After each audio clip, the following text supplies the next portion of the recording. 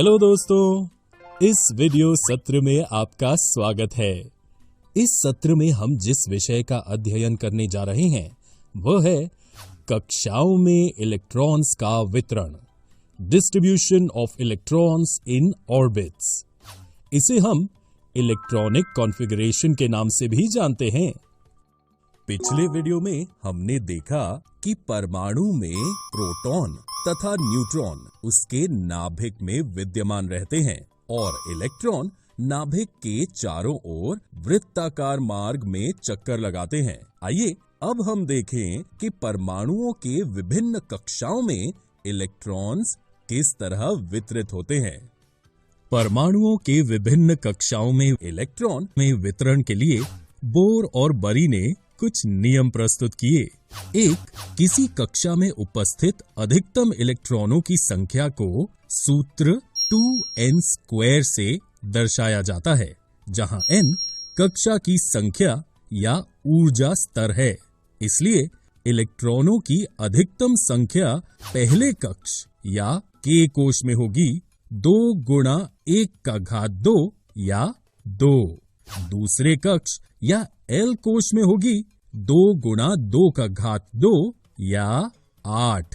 तीसरे कक्ष या M कोश में होगी 2 गुणा 3⁻² या 18। चौथे कक्ष या N कोश में होगी 2 गुणा 4⁻² या 32। 2. सबसे बाहरी कोश में इलेक्ट्रॉनों की अधिकतम संख्या 8 हो सकती है। 3. किसी परमाणु के दिए गए कोश में इलेक्ट्रॉन तब तक स्थान नहीं लेते हैं जब तक कि उससे पहले वाले भीतरी कक्ष पूर्ण रूप से भर नहीं जाते। इससे स्पष्ट होता है कि कक्षाएं क्रमानुसार भरती हैं। आप यहां पहले 18 तत्वों की परमाणु संरचना की व्यवस्था देख सकते हैं। अब तक हमने देखा कि परमाणुओं की विभिन्न कक्षाओं में इलेक्ट्रॉन किस प्रकार व्यवस्थित होते हैं। किसी परमाणु की सबसे बाहरी कक्षा में उपस्थित इलेक्ट्रॉनों को संयोजकता इलेक्ट्रॉन, वैलेंस इलेक्ट्रॉन्स कहा जाता है। हम जानते हैं कि किसी परमाणु का बाह्यतम कक्ष अधिकतम 8 इलेक्ट्रॉन रख सकता है।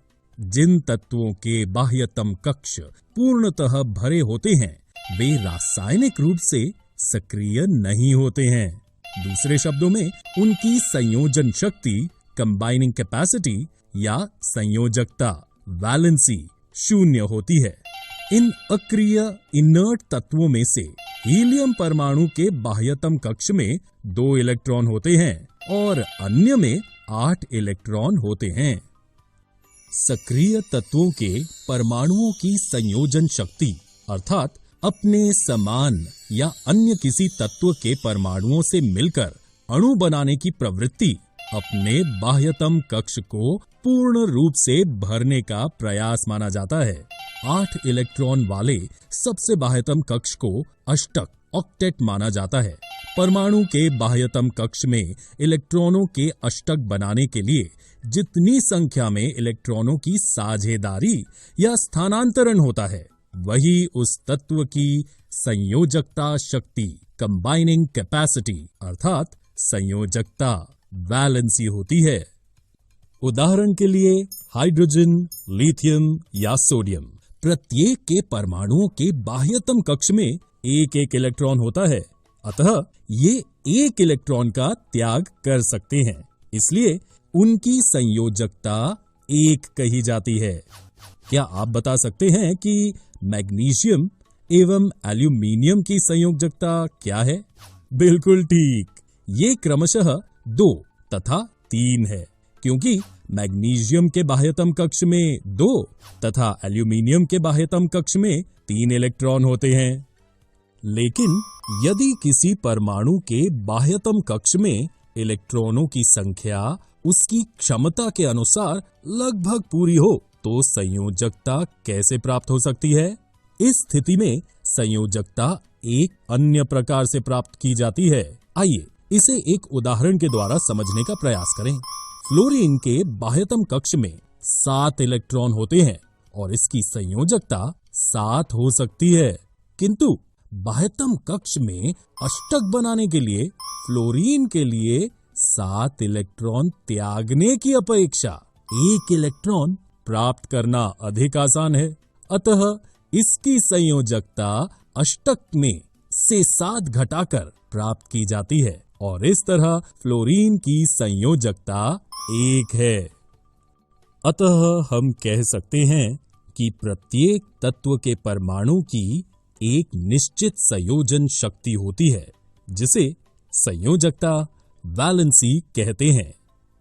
इस वीडियो में हमने कक्षाओं में इलेक्ट्रॉन्स के वितरण, distribution of electrons in orbits का अध्ययन किया।